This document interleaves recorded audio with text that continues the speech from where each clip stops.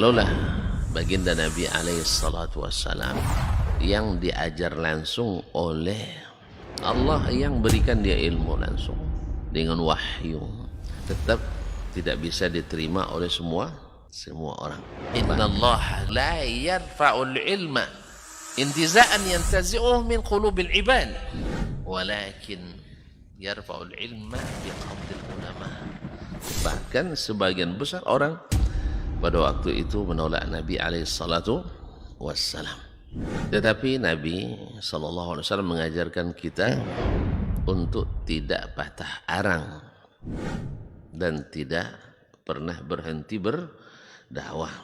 Allah tidak mengangkat ilmu dengan mencabutnya dari hati-hati manusia, tidak. Tetapi dengan mewafatkan para ulama. Mana yang lebih afdal, ahli ibadah atau ahlul ilmi? Dari semua sisi ahlul ilmi lebih afdal daripada ahli ibadah. Sampai tidak tinggal satu orang pun ulama.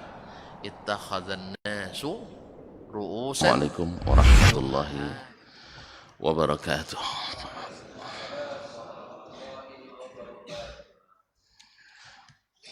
Alhamdulillah, nahmaduhu wa nasta'inu wa nastahdi wa nastaghfiruhu wa natubu ilaih wa na'udzu billahi min shururi anfusina wa sayyiati a'malina. Man yahdihillahu fala mudilla lahu wa man yudlil fala hadiya lahu. Asyhadu an la ilaha illallah wahdahu la syarika lahu wa asyhadu anna Muhammadan abduhu wa rasuluh. La nabiyya wa la rasula ba'dah.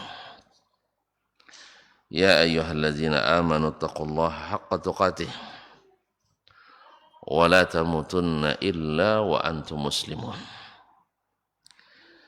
Ya ayyuhan nas ittaqu rabbakum alladzi khalaqakum min nafsin wahidah wa khalaqa minha zawjaha وبث منهما رجالا كثيرا ونساء واتقوا الله الذي تساءلون به والأرحام إن الله كان عليكم رقيبا. يا أيها الذين آمنوا اتقوا الله وقولوا قولا سديدا يصلح لكم أعمالكم ويغفر لكم ذنوبكم ومن يطع الله ورسوله فقد فاز فوزا عظيما.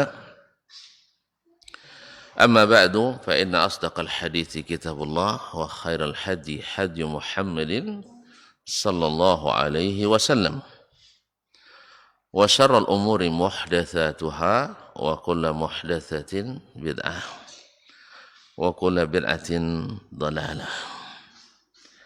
Bapak dan ibu-ibu, saudara-saudari, kaum muslimin dan muslimat yang dirahmati Allah SWT, para asatizah, alim ulama, nenek mama, tokoh adat, tokoh masyarakat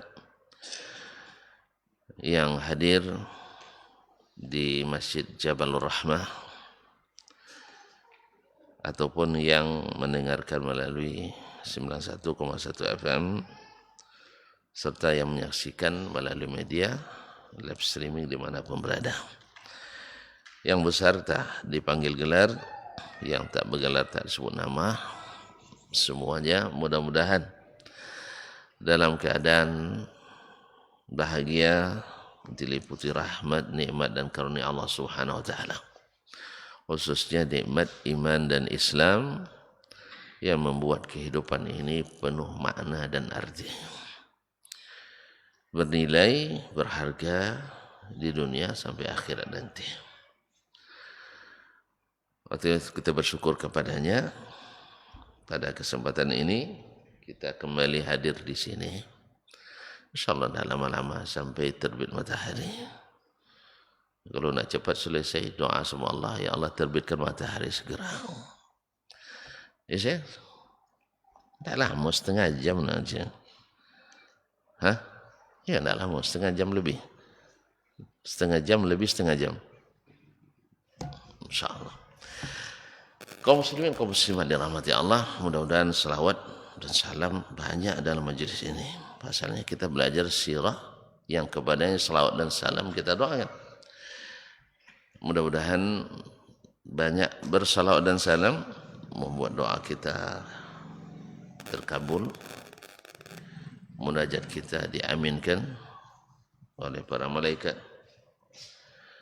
Kemudian kita mendapatkan balasan dari Allah dengan 10 kali selawat setiap 1 kali selawat. Masyaallah kiram, dan di akhirat mudah-mudahan Allah izinkan kita mendapatkan dari Nabi syafaat. Amin, amin ya rabbal alamin. Kaum muslimin, mudah-mudahan tuan-tuan dan perempuan tak bosan. Ini Ustaz mukaddimahnya lama sekali. Ya saya sengaja mukaddimahnya lama. Kadang-kadang tak sempat isi, dah selesai kaji. Jadi tak apa-apa, di mukaddimah aja kita lama. Masih berkaitan dengan kenapa kita melajari sirah Nabi sallallahu alaihi wasallam. Di antara tujuannya adalah untuk mengenali dari dekat, dari sumbernya yang asli, tentang khasa'isun Nabi, kekhususan Nabi sallallahu alaihi wasallam, keistimewaannya. Sebab kalau kita tidak tahu dia istimewa atau tidak begitu tahu dan menghayati keistimewaannya, maka tidak akan begitu bernilai dan berharga di mata kita. Ma'asyiral kiram dirahmati Allah SWT. Dulu Nabi sallallahu alaihi wasallam menjadi pemimpin umat Islam. Sah? Sahih? Saya nak tanya ke tuan-tuan, siapa yang pilihkan atau tunjuk dia jadi pemimpin? Allah yang tunjukkan. Makanya pilihannya tepat sekali, sehingga maksum dari segala silap dan salah. Sehingga memang pemerintahannya sah, menjadi pemerintahan yang tak ada duanya. Masyarakat paling sejahtera, paling beriman, paling yakin, paling menyayangi, paling berilmu. Tidak ada yang bisa menyamai masyarakat sahabat yang pemimpinnya langsung Allah yang pilih. Sahih? Dia dipilihkan untuk kita sebagai Rasul yang membawa pesan-pesan ilahi yang akan menyelamatkan kita dalam kehidupan duniawi, berujung pada kenikmatan surgawi yang abadi. Sahih? Terus gimana? Bisa tidak kita sekarang ini minta lagi Allah yang pilihkan untuk kita? Ada Nabi lagi? Ada Nabi lagi? Syekh, kalau Allah yang pilihkan berarti Nabi lagi. Berarti tuan-tuan tidak ikut pemilu nampaknya nanti. Maka jadilah masa keemasan Islam dan bahkan masa keemasan umat manusia yang diperintah oleh Sayyiduna Muhammad sallallahu alaihi wasallam. Ini kekhususannya, nanti akan kita sebutkan. Oleh sebab itu ketaatan kepadanya sama dengan ketaatan kepada siapa yang lihat tadi? Sama dengan ketaatan kepada Allah. Ini akan beda sekali dengan kita. Karena pemimpin dipilih oleh rakyat, maka ketaatan kepada pemimpin sama dengan ketaatan kepada tidak paham demokrasi nampak orang Indonesia. Dari rakyat, oleh rakyat, untuk rakyat. Taat kepada presiden sama dengan taat kepada rakyat. Kira-kira gimana? Sih. Makanya ketika presiden keliru didemo oleh rakyat. Makanya semakin yang memilihnya semakin tak menentu, maka semakin tidak menentu. Cek. Jelas? Kita tutup. Ini kalau sampai begini pasti tidak jelas itu. Ustaz melarang pemilu nih katanya. Bukan, makanya belum jelas. Cepat sekali antum bilang jelas dan selesai. Kaum muslimin dan muslimat. Saya ingin tunjukkan bahwa semakin hebat yang memilih, semakin hebat hasilnya. Jelas? Jangan bilang jelas dulu, belum ya? Kaum muslimin dan muslimat dirahmati Allah. Setelah atau Nabi menjelang wafat, lalu dia pilihkan pula pemimpin secara isyarat. Sah? Siapa dipilihnya? Abu Bakar Siddiq. Berbagai masukan kepada Nabi supaya yang mengganti beliau ketika salat. Ternyata salat itu adalah tugas terpenting pemimpin. Tugas terpenting pemimpin di segala bidang. Nak jadi presiden, kalau mau dapat bantuan Allah SWT, pertolongannya, alladzina immakkannahum fil ardi, alladzina immakkannahum fil ardi aqamus shalah. Orang yang bila kami beri kuasa di atas permukaan bumi, bangun jembatan, bangun gedung bertingkat, enggak. Mendirikan salat. Mendirikan salat. Wa atau zakat, menunaikan zakat. Allah tahu bahwasanya baiknya urusan dengan Allah, mudah urusan dengan Allah dengan salat. Dan selesainya urusan perut manusia dengan instrumen zakat. Andainya orang kaya-kaya itu berzakat semuanya, maka selesailah urusan orang miskin. Makanya dua serangkai ini, orang salat mesti malu tak berzakat. Dan orang baru mau berzakat bila selalu salat. Makanya, mohon maaf ya, saya tidak ngajak antum nih. Tapi kalau ikut silakan saja. Saya tidak percaya dengan janji-janji perubahan ekonomi. Tidak. Itu bukan tugas pemimpin yang utama. Tugas sampingan itu. Tugas sampingan. Pemimpin saja sendiri harus minta rezeki sama Allah. Masa dia boleh ngatur rezeki kita? Makanya tidak pernah tercapai. Atau hampir tidak pernah tercapai. Karena urusan rezeki, urusan siapa? Urusan siapa? Allah. Bukan strategi kita yang menentukannya. Makanya janji-janji ekonomi saya tidak percaya. Tapi kalau dia janjikan, Ustaz saya jadi presiden, saya akan ajak umat untuk salat, nah, saya dukung itu. Tapi tidak boleh kampanye kami dah. Kan tidak boleh kampanye dah? Wih, boleh tak? Kami dosa. Iya, tidak boleh. Bukan masalah habis. Kami tidak boleh kampanye dah. Kaum muslimin dan muslimat.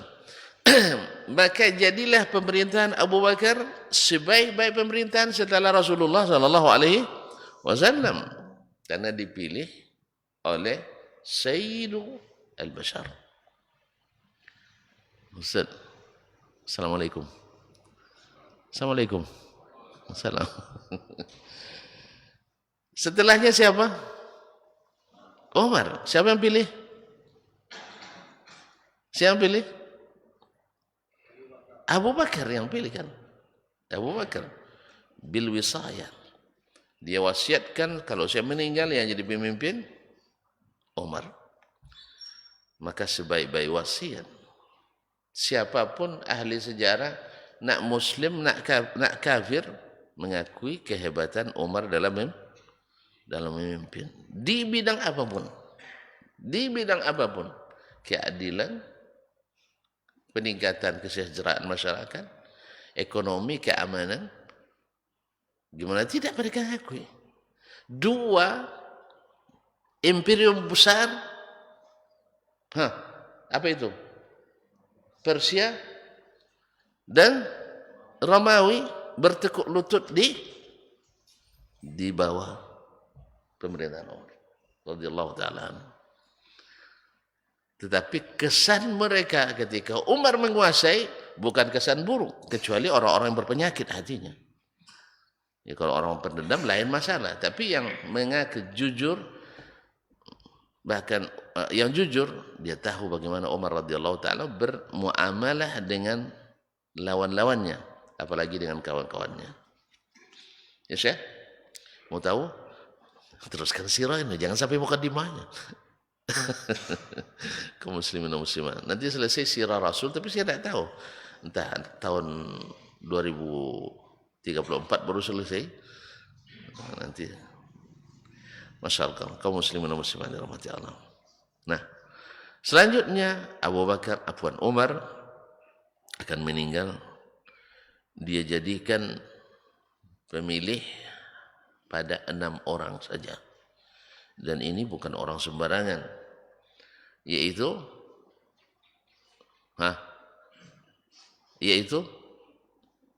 yang dijamin masuk surga. Ada 10 sahabat yang dijamin masuk surga. Nah, dengan meninggalnya Umar tinggal 6 orang lagi. Tinggal 6 orang lagi. Nah, mereka lah yang dijadikan oleh Umar untuk bermusyawarah memilih siapa yang akan diangkat jadi pemimpin. Masya Allah. Akhirnya siapa yang terpilih? Utsman bin Affan radhiyallahu taala. Utsman bin Affan radhiyallahu taala anhu, dan sebaik-baik pemimpin pula. Sebaik-baik pemimpin pula, tapi ala balwa, tapi dapat ujian berat. Apa ujian beratnya? Lahir bibit-bibit pemberontakan Khawarij.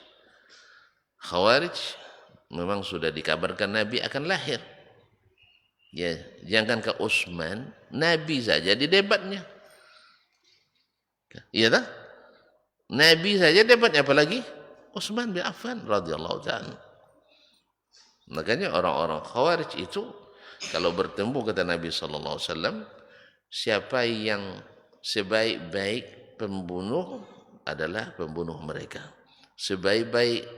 Seburuk-buruk orang yang dibunuh adalah mereka. Dan sebaik-baik orang yang dibunuh oleh adalah orang yang dibunuh oleh Khawarij. Antum tidak setuju nampaknya? Nabi bukan saya. Setuju tidak setuju antum? Enggak ada urusan. Iya, sudah ada urusan. Ya, masalahnya ini Nabi tadi bicara dengan wahyu. Kan antum sudah tahu tadi, sebaik-baik pemimpin adalah Rasulullah sallallahu alaihi wasallam. Nah, begitu seterusnya. Maka semakin diserahkan urusannya kepada yang bukan ahli, tentu hasilnya semakin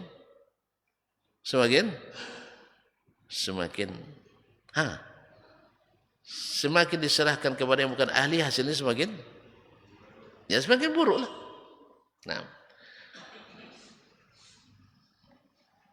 Nah, yang dilanjutkan. Saya tidak mau bicara tentang politik. Antum tidak boleh saya bicara politik. Saya nak kembali ke Nabi sallallahu alaihi wasallam.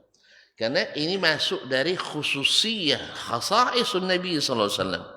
Bahwa dia itu dipilih oleh Allah tabaraka wa taala. Itu yang saya maksudkan. Jelas? Nah, sesuatu yang Allah pilihkan pasti pilihannya paripurna, sempurna, paling baik di bidang apapun.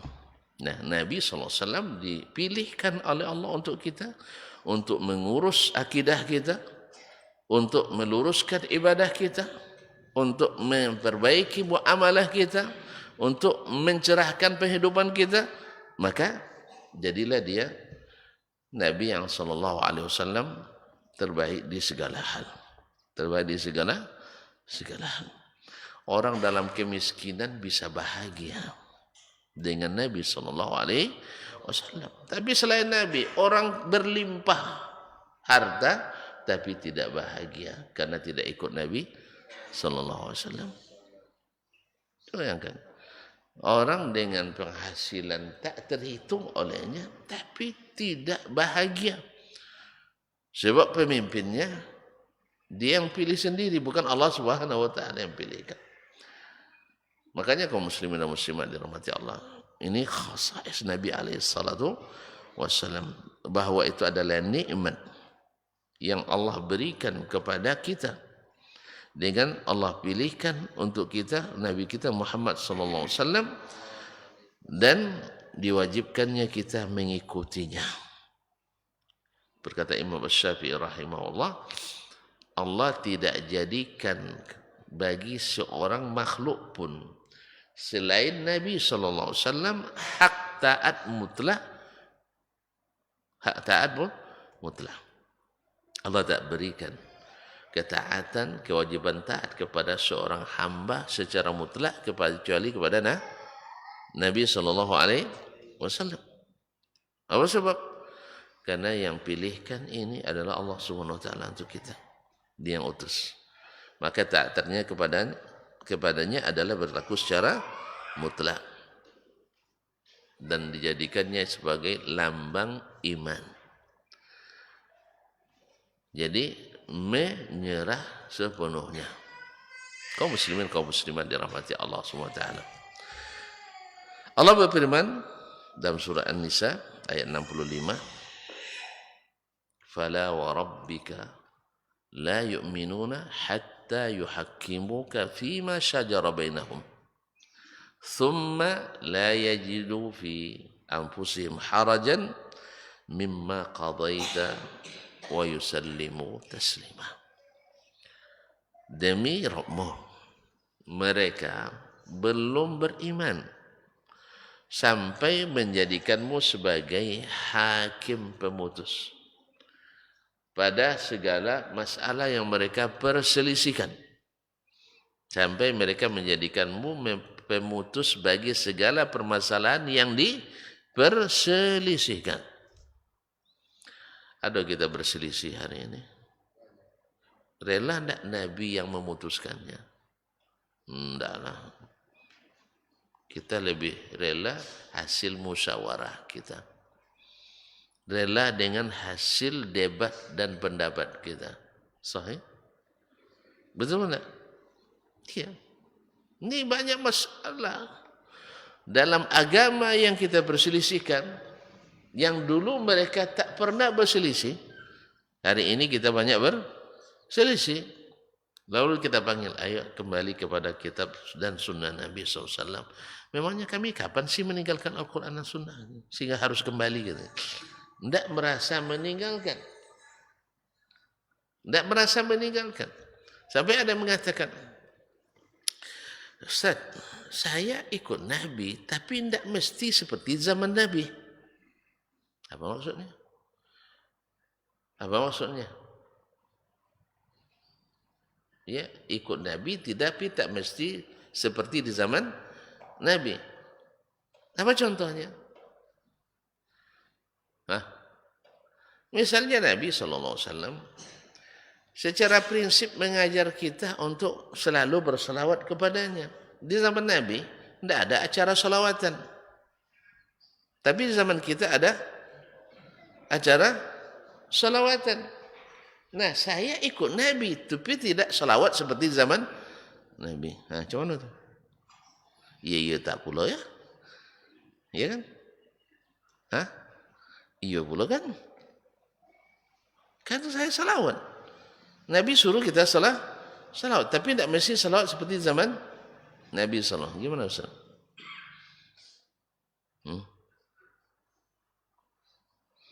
Masuk syubhat nampaknya. Misalnya zaman Nabi orang salat seperti ini, lalu kita buat pula. Kan Nabi suruh kita salat.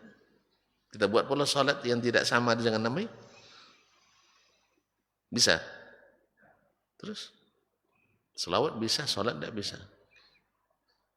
Jadi kaum muslimin dan muslimat dirahmati Allah SWT. Atau misalnya Nabi suruh kita baca Quran, di antara Quran ada Yasin. Zaman Nabi tidak ada Yasin, dan zaman kita ada ya Yasin.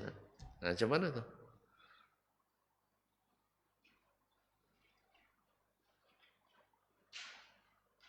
Ini mandang-mandang kenapa nih, bingung atau bagaimana?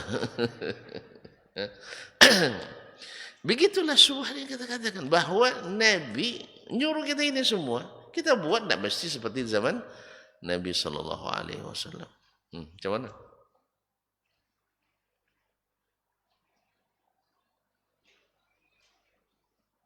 Dah masuk, dah mulai ragu. Memang mudah sekali bikin ragu tuh. Yang paling payah bikin yakin. Sah? Buat orang ragu, dah sebutkan 100 dalil nanti, lalu sebut satu syubhat, hancur 100 dalil itu.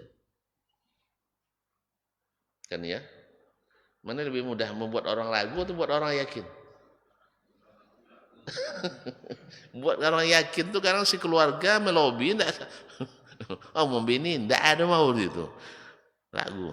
Tapi untuk buat ragu, sebentar aja dah siap kan, habis itu tidak jadi tuh maknya. Sebab ada satu aja keraguan. Allah musta'an. Kaum muslimin, kaum muslimat dirahmati Allah. Bagaimana?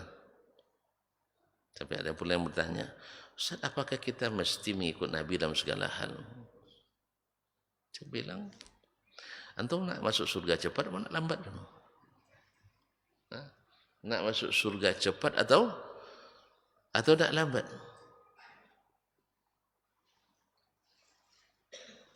Ya mau cepat. Kalau mau cepat, pepet Nabi terus. Ikut dia kemana pergi. Dan buat seperti yang dia buat. Tinggalkan yang dibuat orang lain.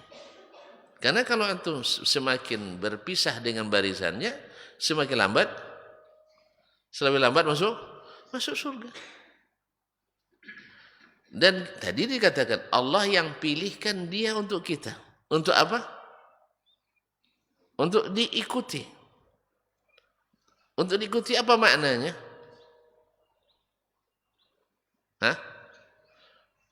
Diikuti apa maknanya? Subhanallah. Apa makna mengikut, Ustaz? Kalau dia masuk pintu situ, saya masuk pintu sana, ngikut namanya. Ya saya, itu pintu perempuan sana, jangan masuk situ antum. Nah, kalau dia masuk dengan tangan kanan, kaki kanan, antum masuk pakai kaki kiri, ngikut namanya. Nah, jadi kaum muslimin dan muslimat, pengikut yang setia semakin melihat seperti apa itu yang dibuatnya. Sampai-sampai Sufyan Ats-Tsauri mengatakan, andainya engkau nak garut kepala, harus ikut sunnah, cari sunnahnya dulu baru garut. Tahan dulu. Gatal kepala, ada tidak sunnahnya? Begitulah. Cari sunnah. Begitu mereka ikut Nabi SAW. Terus antum nak ikut siapa? Nabi ajarkan salawat ini. Lalu antum ikut yang dibuat orang lain salawat seperti ini. Nah, mana yang lebih baik? Nabi SAW. Nah, Nabi SAW. Kalau kita buat sendiri, itu namanya tidak mengikut. Kita sebutkan misalnya presiden sekarang mengikuti presiden sebelumnya dalam pembangunan. Apa yang dibuatnya? Dilanjutkan program yang sebelumnya. Oh enggak, dia tidak mengikut. Dia buat program baru. Nanti datang yang lain, program baru lagi. Akhirnya habis dengan yang baru aja terus. Nasallallahu alaihi wasallam. Kaum muslimin dan muslimat dirahmati Allah. Maka demi Rabbmu, mereka belum beriman sampai menjadikanmu sebagai pemutus pada masalah yang mereka perselisihkan. Sampai di situ enggak. Thumma la yajidu fi anfusihim haraja. sedikit pun tidak ada penolakan dalam hatinya. Tidak ada penolakan dalam hatinya terhadap apa yang Nabi putuskan. Wa yusallimu taslima, dan menyerah sepenuhnya. Ada orang mau dia bertahkim ke Nabi tapi tidak menerima. Tapi ini tidak. Baru dianggap beriman bila dia mau bertahkim, tidak ada sedikit pun penolakan, dan menerima dan menyerah sepenuhnya dengan hukum Nabi alaihissalatu wassalam. Baik. Kemudian Nabi alaihissalatu wassalam adalah muallimun lil ummati. Dialah guru pertama kita. Jadi kalau ada yang bilang kita beragama ini harus ikut ulama. Iya, saya sepakat. Tapi siapa ulama terbesarnya? Nabi kita Muhammad SAW. Semua ulama yang lain itu di bawah beliau. Jadi kalau belajar ke Nabi sama dengan belajar kepada ulama. Belajar ke Nabi sama dengan belajar pada ulama. Oh, saya tidak paham. Kalau tidak paham ya tanya yang paham lah. Hadis kita tanyakan kepada yang tahu maknanya. Misalnya antum baca hadis, man kana yu'minu billahi wal yawmil akhir falyakul khairan aw liyasmut. Siapa yang beriman pada Allah dan hari akhirat, hendaklah dia diam atau berkata yang baik atau diam. Anda tidak tahu arti tadi, tanya sama yang tahu arti. Setelah diartikan seperti itu, tidak paham. Belum paham juga. Orang beriman kalau bercakap yang baik, kalau tidak ada yang baik, diam. Ya, tidak paham loh. Paham. Kan ulama yang kita ikuti kan juga pakai bahasa Arab kayak gitu juga kan. Nah bahasa Arab Nabi lebih jelas tentunya dan lebih fasih dari bahasa Arab yang lain. Oleh sebab itu maka belajar ke Nabi adalah belajar ke ulama. Jangan diartikan bahwa belajar langsung ke Nabi, tidak belajar ke ulama. Itu adalah kekeliruan besar yang ingin menjauhkan umat dari sunnah Nabi alaihissalatu wassalam. Tujuannya adalah Nabi bilang seperti ini, lalu tanya ke ulama, oh itu maksudnya. Di mana dapatnya? Pikiran dia. Tidak masuk di pikirannya, ditolaknya hadis Nabi alaihissalatu wassalam. Itu yang dimaksudkannya. Harus tanya pada ulama supaya hadis Nabi tidak diterima. Ditafsirkan dengan penafsiran yang tidak ada di zaman Nabi, tidak ada di zaman sahabat, tapi datang di zaman orang belakangan melalui subuhan. Dan akhirnya dibuat pagar-pagar. Mesti ikut ulama. Akidah pasti seperti ini. Kemudian fikih mesti ikut ini. Tasawuf mesti ikut ini. Tarekat mesti ikut ini. Hanya bersepah kita. Padahal kita nak menyatukan umat, tapi imamnya banyak. Sah? Dia cerita nak menyatukan umat, tapi imamnya ramai. Imam solat aja tidak sama, payah menyatukan umat. Coba bayangkan dulu di Masjidil Haram itu terjadi, auzubillah, di masa Turki Utsmani itu luar biasa perpecahannya umat. Imamnya 4. Gara-gara apa? Gara metode tadi. Bahwa mazhab Hanafi tak boleh ke Syafi'i, Syafi'i tak boleh ke Hambali, Hambali tak boleh ke Maliki. Akhirnya buat imam masing-masing. Akhirnya di setiap, kan 4 segi Ka'bah tu. Imam Hanafi di sini, Imam Syafi'i di sini. Bukan Imam Syafi'i langsung, maksudnya pengikut mazhab Imam Syafi'i. Hambali sini, Maliki di sini. Gantian solatnya. Coba bayangkan. Jadi kalau 4 imamnya 4 kali salat di Masjidil Haram. Bagus atau buruk itu? Buruk.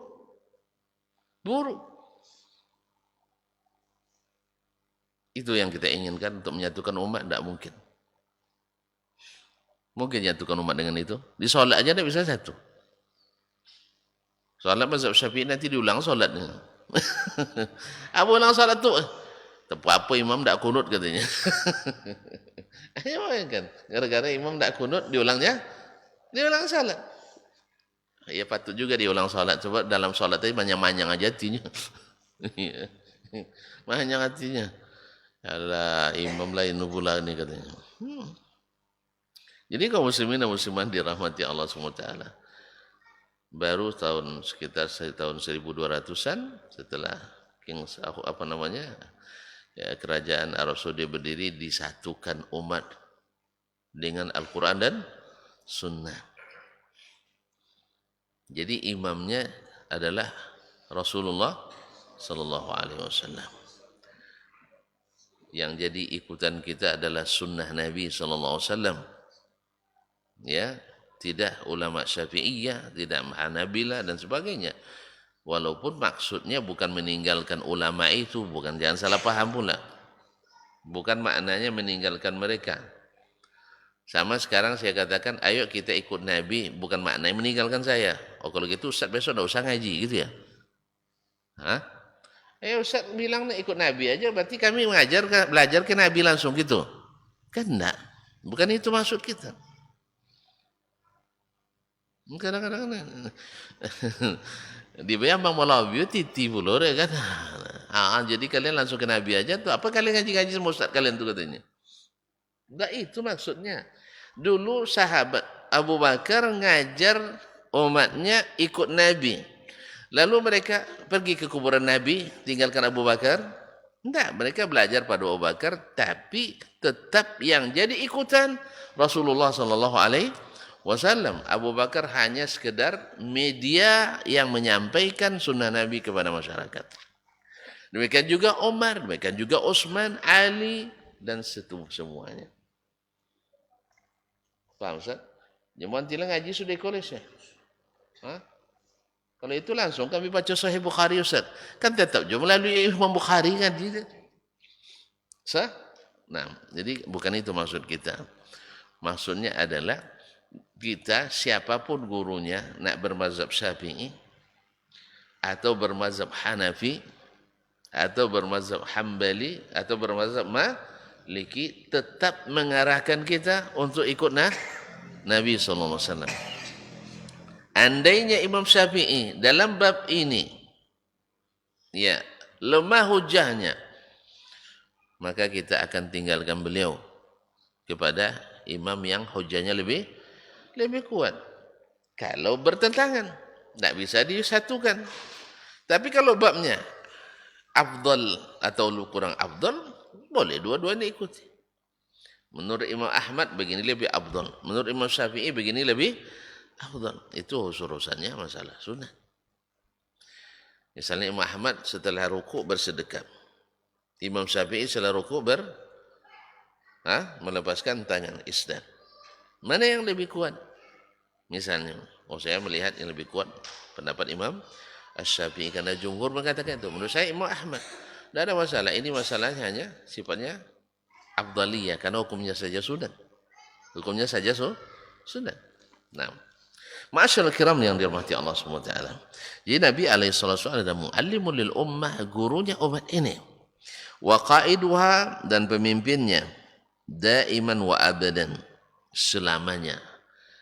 Fil afrad, baik secara individu kita, wal mujtama'at, atau dalam masyarakat. Tidak boleh lepas. Secara pribadi kita berimam ke Nabi, mengikut Nabi. Secara bermasyarakat kita juga berimam ke Nabi dan mengikut Nabi sallallahu alaihi wasallam. Bahkan negara, dalam bernegara, berbangsa dan seterusnya. Maka Muhammad sallallahu alaihi wasallam selalu ada dalam kehidupan manusia. Semakin kita tinggalkan beliau, semakin berantakan urusan kita. Walaupun hanya kecil, walaupun dengan tujuan menambah ibadah. Karena Nabi melarang untuk menambah. Oh berarti harus seperti zaman Nabi. Antum nak merubah apa dari agama ini? Oh di zaman Nabi tidak ada HP. Oh itu HP tidak merubah agama, Rojo. HP merubah agama. Dulu zaman Nabi tidak ada mikrofon, mikrofon tidak merubah agama. Karpet tidak merubah agama.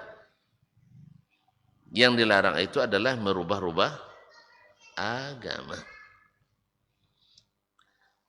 Keyakinan tidak bisa berubah. Makanya mesti seperti di zaman Nabi. Tapi bikin masjid tidak mesti seperti masjid di zaman Nabi.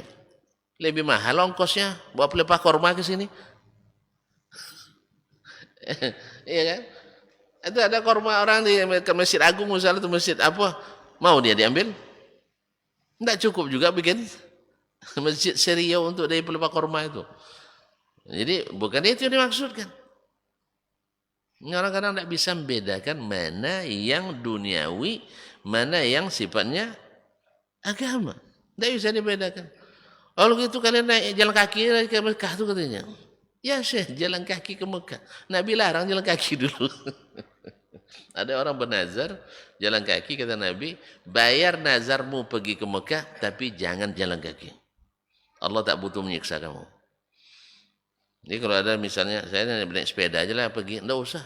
Enggak ada fadilatnya kecuali untuk ingin viral, itu urusan lain. Iya. Kalau hanya untuk viral silahkan.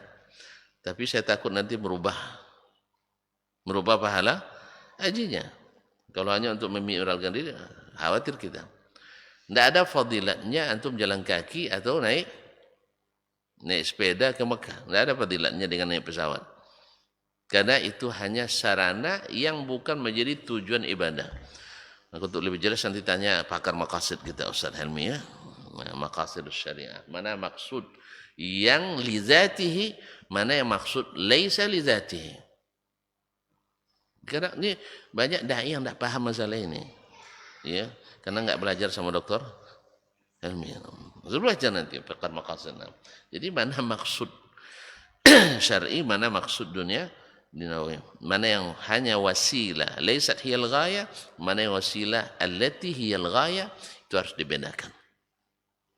Ma'asyal kiram dirahmati Allah Subhanahu wa taala, maka nabi kita harus selalu hidup dalam kehidupan kita. Lahu alaihim huquq, karena beliau punya hak yang harus kita tunaikan. Apa hak kepada kita? Menghidupkan ajarannya. Ya, bukan menyanyikan lagu-lagu cinta untuknya. Ya. Sebab lagu itu selalu identik dengan dusta. Kan ya, lagu lo cutunya. Kan itu bahasanya. Dah berlagu bang untuk abang tuh. Weh, Mas hati-hati ya, dia berlagu tuh katanya. Memang lagu tuh selalu dusta. Makanya kalau ada orang bawa penyanyi untuk kampanye berarti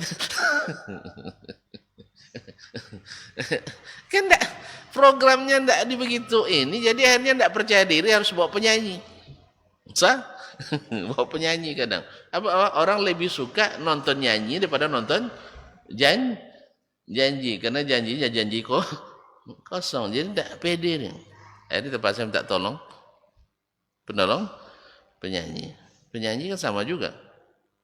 Penyanyi sama juga, banyak juga. Hah? Iya, saya. Nyanyi cinta. Hanya engkau di hatiku. Saudara banyak-banyak orang berkelahi dalam hatinya. Iya. Kemana pergilah, ada pula orang di situ. Kesetiaanku kepadamu katanya. Dia aja orang malah pergi mana-mana. Mana setianya? Ada setia di situ tuh. Antum istilah antum nyanyi aku setia kepadamu. Apa antum pulang mana? Acara di apa? Konser di sana. Mana setia? Makanya kaum muslimin dan muslimat dirahmati Allah. Maka menyanyi identik dengan jangan sebut bohong lah, bahasanya hiperbola. Berlebihan. Gulu. Maka termasuk juga syair-syair cinta Nabi banyak gulunya. Syair burda, barzanji dan sebagainya itu banyak gulunya. Sampai sebagian ulama mengatakan ada unsur syiriknya. Sebagian membela-belain itu kan bahasa syair itu biasa apa? Ya Syekh, kalau dalam bab akidah enggak boleh ada gulu di dalamnya. Walaupun bahasa syair. Walaupun bahasa penyair, tapi ada cinta buatlah. Karena cinta itu memang kadang-kadang dihalalkan dusta kan? Demi cinta yang halal, ya. Tapi nyanyi rata-rata bukan yang halal, ya. Coba nyanyi yang dinyanyikan orang, kisah cinta antara yang halal atau yang bukan. Terpaksa buka album kita sih, buka album nyanyi. Antum macam tak paham aja. Semua lagu-lagu yang dilakukan penyanyi tentang cinta halal atau cinta haram. Serius ini? Yang sudah menikah atau yang belum? Ada yang hafal, coba sedikit aja baitnya. Ayo cobalah. Oh, tidak ada yang penyanyi. Hampir semuanya cinta tentang cinta haram. Ini belum lagi alatnya. Kalau alat itu sudah jelas ijma' ulama as-salaf haramnya alat itu, kecuali yang diberi rukhsah oleh Nabi SAW. Baiknya lagi. Termasuk juga syair-syair cinta kepada Nabi SAW, tidak jarang juga berisi hal-hal yang dilarang dalamnya.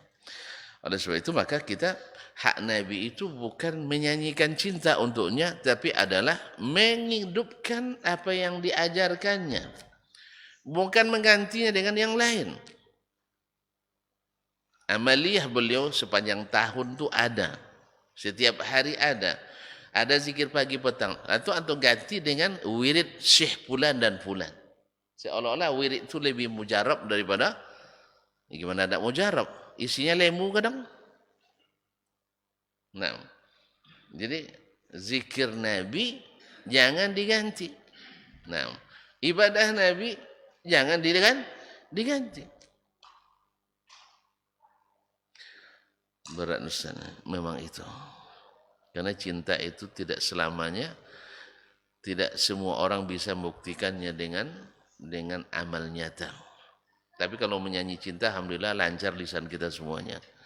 Kalau menyanyi semuanya bisa. Sah?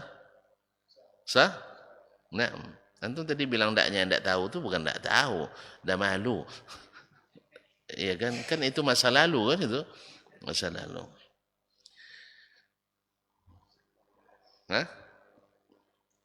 Malam-malam seperti ini.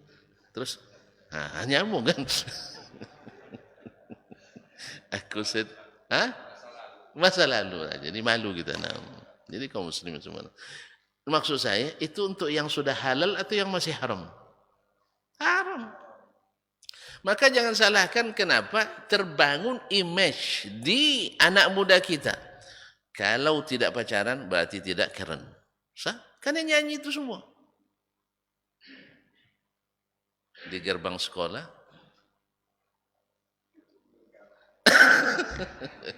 Semuanya lagu tentang yang haram semua. Payah milihnya, yang halal itu payah milihnya. Nah, rata-rata hubungan yang haram. Jadi kaum muslimin dan muslimat dirahmati Allah. Jadi jangan kita hidupkan dengan nyanyi. Cinta Nabi itu bukan dengan menyanyi. Coba lihat, orang yang paling mencintai Nabi itu bukan dengan menyanyi. Oh, ada syair-syair, iya. Ada syair-syair, iya. Tapi tidak ada gulu di dalamnya. Nabi SAW selalu mewanti-wanti sahabat untuk jangan gulu kepada Nabi SAW. Di antara khasaisnya dia adalah, kemudian beliau diangkat oleh Allah setinggi-tingginya. Rafa'na laka zikraka. Wa rafa'na, kami angkat nama baikmu. Sehingga ketika kalau disebut Nabi kita harus menyerah. Nah, kemudian Nabi adalah rahmatan lil alamin. Jadi kalau dia sudah rahmat lil alamin, jangan cari rahmat-rahmat yang lain lagi. Nak rahmat hidayat, nak rahmat ilahi, nak rahmat apa, tapi rahmatan lil alamin Muhammad sallallahu alaihi wasallam. Kalau dia jadi rahmat lil alamin itu setelah jadi rasul atau sebelum jadi rasul? Setelah jadi rasul. Berarti yang membuat dia rahmat itu ajarannya atau pribadinya? Ajarannya. didukung dengan kepribadiannya yang Allah memang berikan kepribadian yang luar biasa. Nah, kemudian Nabi SAW sudah disebutkan dalam pelajaran sebelumnya, a'zamul bashar, manusia paling agung. Allamahu adabahu rabbul alamin. Yang mengajarnya, yang menggemblengnya adalah Rabbul Alamin, Allah sendiri.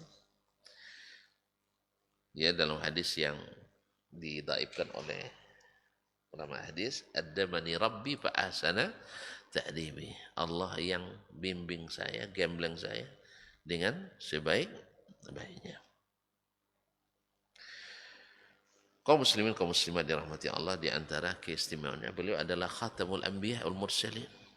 Jadi kalau ada yang ngaku turun nanti sebagai Tuhan nak kirim wahyu, ya seperti ilmu-ilmu kasyaf atau ilmu ulu kasok yang banyak diklaim oleh sebagian orang, datang kepadanya Allah menyampaikan wahyu, katakan itu, pastikan itu waktu dusta. Sebab apa? Wahyu tak turun lagi setelah Nabi SAW wafat. Kadang-kadang datang dia dengan cahaya, dari balik cahaya dia berbicara, ya Syekh Dasman, innani ana rabbuka fastami' lima yuha ilaika. Saya adalah Tuhanmu, dengarkan apa yang diwahyukan kepadamu. Orang yang tak berilmu, dia gembira dapat itu. Dikiranya dia sudah bertemu dengan Allah, terbuka hijab. Ya, datang ilmu kasyaf, dapatnya di ulu kasok. Ulu kasok, tahu ulu kasok, pocak kompe. Nah, ma'asyil kiram dirahmati Allah. Tapi orang berilmu tidak tahu dia itu adalah syaitan. Tapi kena hijabnya cahaya. Syaitan tahu dia dengan menipu itu dengan cahaya tadi. Tapi orang berilmu tahu bahwa Allah tidak berbicara langsung kepada hambanya di dunia, kecuali pada Nabi Musa alaihissalam dan Nabi kita ketika Mi'raj ke Sidratil Muntaha. Yang lainlah semuanya wahyu yang diwahyukan. Musa langsung diajak bicara, makanya Musa disebut kalimullah, yang diajak Allah berbicara langsung di dunia. Tapi di akhirat kita semua akan bicara langsung dengan Allah. Ma minkum min ahadin illa wa yukallimuhu rabbuhu wa laysa bainahu wa bainahu turjuman. Tak seorang pun kalian kecuali akan diajak bicara oleh Rabb-nya tanpa penterjemah.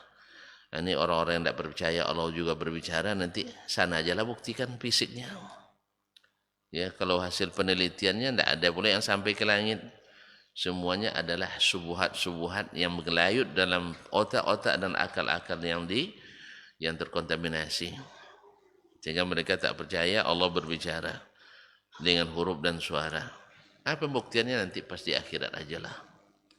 Kalau kita percaya, sebab yang menyampaikannya yang maha dipercaya, Rabbul Alamin. Yang kedua, manusia paling terpercaya, Sayyiduna Muhammad sallallahu alaihi wasallam. Kemudian sampai kepada kita melalui jalur-jalur orang yang terpercaya, itu para ahli hadis yang tidak sembarangan. Maka ketika mereka menyebut Allah berbicara, kita anggukkan. Seperti apa? Tak ada ilmu kita tentang itu. Siapa yang tidak percaya dengan mengukur dengan makhluk, itu urusan dia. Insya Allah pembuktiannya di padang mahsyar nanti. Saya khawatirnya antum baru beriman saat itu tak berguna. Ya, baru beriman saat itu tak berguna. Maka belajarlah beriman kepada Allah dan Rasul tanpa bersyarat harus sesuai dengan keinginan dan hawa. Karena hawa antum itu berdasarkan akalan yang khawatir kita sudah terkontaminasi. Maka Nabi adalah penutup para Nabi, manusia paling penyayang, manusia paling mulia, manusia paling sidik, dan manusia paling bersih, manusia paling suci. Tapi ingat, kesuciannya tidak boleh disejajarkan dengan Allah tabaraka wa ta'ala. Adapun mukjizat, banyak sekali Allah berikan mukjizat kepadanya, dan ini juga keistimewaan. Dan beliau diberikan mukjizat yang terbesar, yaitu Al-Quranul Karim. Mukjizat terbesar sepanjang zaman, karena satu, tak berubah-ubah. Walaupun banyak tangan berdosa yang ingin merubah tapi tak bisa. Kemudian berlaku sampai hari kiamat. Beda dengan mukjizat yang lain, berlaku hanya pada waktu Nabi itu masih hidup. Tapi Al-Quran berlaku sepanjang zaman. Silahkan yang mau mencoba mendatangkan ayat atau surat, sampai hari ini masih belum ada yang mampu. Berarti mukjizatnya masih berlaku sampai akhir zaman. Sampai akhir zaman. Ma'asyiral kiram yang dirahmati Allah Subhanahu wa taala, ini di antara keistimewaan Nabi alaihi salatu wasallam. Di antara juga istimewaannya adalah beliau maksum dari segala kesalahan dalam syariat ini. Kemudian diampuni dosa yang telah lalu dan yang akan datang. Nah, kalau ada yang bilang Nabi tak pasti masuk surga, bapak yang tak pasti masuk surga. Sebab Nabi itu pasti masuk surga. Cuman beliau ketika mengatakan tak seorang pun masuk kecuali dengan rahmat Allah. Dan Allah sudah janjikan dia mendapatkan rahmatnya. Bahkan dia sendiri disebut sebagai rahmat oleh Allah Subhanahu wa taala. Nah, inilah di antara cara-cara orang membuat keraguan kepada manusia. Kaum muslimin, kaum muslimat dirahmati Allah, setelah kita mempelajari semua ini, dari tujuan pelajari sirah yang sudah kita pelajari beberapa majelis ini, maka akan tumbuh dalam hati setiap orang beriman satu, keyakinan yang penuh bahwa yang dibawa Nabi semuanya hak. Semuanya tidak perlu didiskusikan lagi.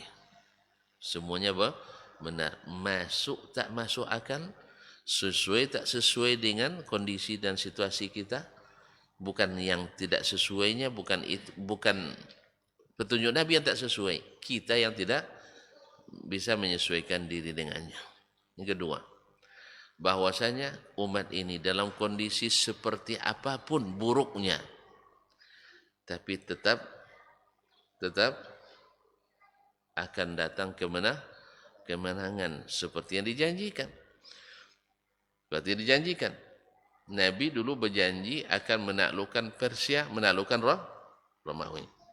Terjadi apa tidak? Terjadi. Dan kita akan taklukkan Romawi, Roma sendiri. Kapan? Saya tidak tahu. Allah alam. Tapi tak berdiri kiamat kecuali itu sudah jatuh ke pangkuan Islam. Seperti apa? Apakah melalui proses jihad atau dengan dakwah? Allahu a'lam. Yang penting itu janji dan pasti terjadi. Bahwa akan turun Isa bin Maryam, akan datang Al-Mahdi Al-Muntadhar, akan ada. Makanya itu tidak perlu buat latihan jadi Mahdi. Jangan jadi Mahdi pembohong. Sudah banyak Mahdi pembohongnya. Ada banyak. Ya. Cuman belum ada yang klaim dia Isa bin Maryam, belum ya. Nah, takut dimarahin sama orang Nasara. Itu semua akan terjadi. Ya, seperti terbitnya mentari pagi ini, begitulah keyakinan kita. Ya. Yang ketiga, bahwasanya keberhasilan seorang dai tidak mesti dia saksikan di waktu dia masih hidup. Maka kita bekerja, beramal, berdakwah, tidak mesti kita melihat hasilnya hari ini. Mungkin besok. Nabi kan mengatakan, la yablughanna hadzal amru ma lagailu wan nahar. Urusan agama ini kan sampai kemanapun sampainya siang dan malam. Tapi apakah zaman Nabi sudah sampai semuanya? Ke UK dah sampai? Masa Nabi hidup dah sampai Islam ke UK? Nak tentu UK ini UK. Belum. UK itu adul. Belum. Tapi sampai siang malam ke sini. Makanya sampai Islam ke sini. Itu janji Nabi alaihissalatu wassalam. Tidak mesti dia lihat sendiri. Maka di kita juga seperti ini. Kita ngaji-ngaji untuk memperbaiki diri kita, keluarga kita. Mungkin di kita, mungkin belum. Tapi pasti cucu kita nanti, Masya Allah, orang ngikut sunnah Nabi semuanya. Nah, atau kita merencanakan membuat sebuah masjid yang besar dan representatif, ya, yang aman dan nyaman berdakwah kepada Allah dan Rasulnya Sallallahu Alaihi Wasallam misalnya. Rencana, tapi dirasakan nanti. Dulu Nabi Sallallahu Alaihi Wasallam menjanjikan Romawi, menjanjikan Persia, menjanjikan kerajaan Yaman. Bukan Nabi, Allah yang janjikan kepadanya. Lalu Nabi sampaikan kepada umatnya. Kapan terjadi? Di masa Abu Bakar? Belum. Di masa Umar radhiyallahu ta'ala. Bisa saja nanti prestasi itu antum yang ngukirnya. Yang punya idenya mungkin kita-kita. Tapi yang mengukir prestasi bisa saja generasi pelanjut. Nah, yang keempat, bahwa pilihan Allah pasti yang terbaik. Oleh sebab itu, walaupun kita yang pilih, minta kepada Allah supaya kita memilih yang diridai oleh Allah Subhanahu wa ta'ala. Nah, dan mohon juga kepadanya, andainya kita salah, Allah maafkan. Dan kita berazam untuk senantiasa menuju yang keadaan yang lebih baik dan lebih baik. Karena bagaimanapun kita tak diberi yang jauh-jauh dari kita. Mesti yang dekat-dekat dengan kita. Mudah-mudahan Allah semakin memperbaiki keadaan umat ini. Dan masih banyak lagi hal-hal yang kita ambil manfaat daripada mukaddimah yang sudah disebutkan. Mudah-mudahan Allah SWT menjadikan kita senantiasa mencintai Nabi SAW, mencintai sirahnya, mencintai ajarannya, sehingga kita pun tak bosan-bosan pula mendengar tentang berita daripadanya. Dengan demikian kita kayaknya sudah terbit matahari, ya. Saya kira ini matahari tadi, ternyata lampunya. Matahari belum terbit sih. Sudah. Sudah. Nah. Tanya jawab. Taib, silakan. Silakan.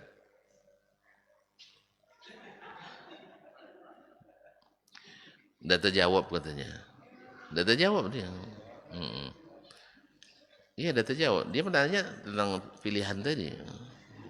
Nah, sudah data jawab. Nah, minta kepada Allah Subhanahu wa taala dipilihkan yang terbaik. Nah, dan jangan sampai pula tidak menggunakan hak pilih kita. Kan hak. Nah, gunakan dengan sebaik-baiknya. Nah, antum dah ikut saya. Sekali 5 tahun masa dah ikut antum. Nah, mungkin maslahat lebih besar dia ikut daripada tidak. Maka gunakan, apalagi ini anjuran dari pemerintah kita, anjuran dari undang-undang, amanat undang-undang dan sebagainya. Kalau nunggu dulu Nabi yang pilihkan, kita seperti zaman sahabat semuanya. Nah, walaupun idealnya sebenarnya yang milih itu adalah orang-orang berilmu, orang-orang bertakwa, orang-orang saleh, orang-orang yang matang, orang-orang yang sudah dewasa. Makanya secara teori aslinya demokrasi itu yang diletakkan oleh pencetusnya, suara seorang yang berilmu dengan yang tidak itu beda nilainya. Misalnya strata 3, kalau orang jadikan strata sebagai ininya, patokannya, misalnya strata 3 nilainya 5 suara. Strata 2 4 suara. Strata 1 tinggal berapa? 2 suara. Nah, nanti selebihnya 1 suara. Tapi yang terjadi kan enggak. Yang mohon maaf akramakumullah, yang rumah sakit jiwa aja sama suaranya dengan profesor doktor. Nah, itu. Ini kan sebenarnya secara demokrasi tidak sesuai juga sebenarnya. Tapi apa boleh buat? itu yang dibuat. Dan kalau kita tak ikut buat, jangan-jangan orang salah buat. Nanti daripada menyesal belakangan, lebih baik minta ampun kalau salah gitu. Nah, yes ya. Daripada menyesal lebih baik minta ampun sama Allah Subhanahu wa taala. Oleh sebab itu gunakan yang sebaik-baiknya. Nah, atau kan dah tahu mana yang baik kan? Katanya sudah ada dewasa. Ya, sudah bisa berpikir dengan rasional, berpikir dengan fakta dan rekam jejak dan sebagainya. Maka gunakan sebaik-baiknya. Itu yang untuk tanyakan kan? Iya. Soal hasil saya tidak tahu. Hah? Apa? Sudah terjawab, alhamdulillah. Terima kasih. Karena memang ada juga yang membuat ragu kawan-kawan kita. Nah, sebab masalah ini juga beransur dulu sewaktu saya masih di Madinah. Saya tidak berubah sampai hari ini. Itu pendapat saya. Bahwa maslahat dalam bab ini harus ikut. Waktu itu saya dibully sama kawan-kawan. Dianggap berpolitik. Tidak apa-apa. Tapi alhamdulillah sekarang dah banyak yang ngikuti. Tidak apa-apa. Yes ya. Yang namanya ijtihad itu kan boleh berbeda. Ijtihad boleh berbeda. Yang tidak mau, ini kan hak pilih bukan wajib pilih katanya. Bukan wajib pilih. Tapi ada dalam kondisi tertentu kadang kita wajib memilih. Misalnya di Orde Baru dulu jangan coba-coba tidak milih, dijemput ke rumah nanti. Nah, tapi antum belum lahir ya masuk Orde Baru ya. Belum ya. Tahun berapa tahun? 2003. Iya, ini kan generasi G apa namanya? Strawberry. Allah musta'an. Bukan milenial lagi, sudah di belakang milenial lagi. Apa namanya? Z ya apa? Z ya? Apa itu Z itu? Terakhir ya, tidak ada lagi setelah itu. Nah, Allah musta'an. Baik, terima kasih dan mohon maaf. Sampai jumpa kembali dengan izin Allah Tabaraka wa Ta'ala. Mungkin di Ramadan kita off ya Ustaz ya. Belum ada jawaban. Taib. Nah, insyaallah mungkin Ramadan kita berhenti atau terusnya juga tidak ada masalah. Nah, kita tengok aja nanti. Subhanakallah bihamdik asyhadu an la ilaha illa anta astaghfiruka wa atubu ilaik. Wassalamualaikum warahmatullahi wabarakatuh. Ibadahnya seorang hamba kepada Allah tidak mengenal waktu dan tempat. Kapanpun, dimanapun, dia harus beribadah kepada Allah Subhanahu wa Ta'ala. Harga diri seorang mukmin itu di sisi Allah lebih besar daripada kehormatan Ka'bah sendiri. Nah, nikmat seorang mukmin lebih besar daripada itu. Man amila li akhiratihi kafahullahu amra dunia. Barang siapa yang beramal untuk akhiratnya, Allah akan cukupkan baginya urusan dunianya. Berjuang dengan harta untuk membela agama Allah Subhanahu wa taala hendaklah menjadi penopang terhadap dakwah ini. Bukan sebaliknya yang menghalangi dakwah ini, tapi jadilah keluarga muslim yang menopang dakwah Islam. Kenikmatan dunia ini lebih remeh dari sekedar sayap seekor nyamuk. Tidak patut bagi seorang yang beriman bersedih ketika tidak mendapatkan kenikmatan dunia. Nabi SAW katakan, la tahkiranna 'anil ma'rufi syai'a walau an talqa akhaka biwajhin tariq. Jangan kamu pandang remeh suatu kebaikan walaupun sedikit. Apa sedikitnya? An talqa akhaka biwajhin tariq. Muka senyum kepada saudaramu.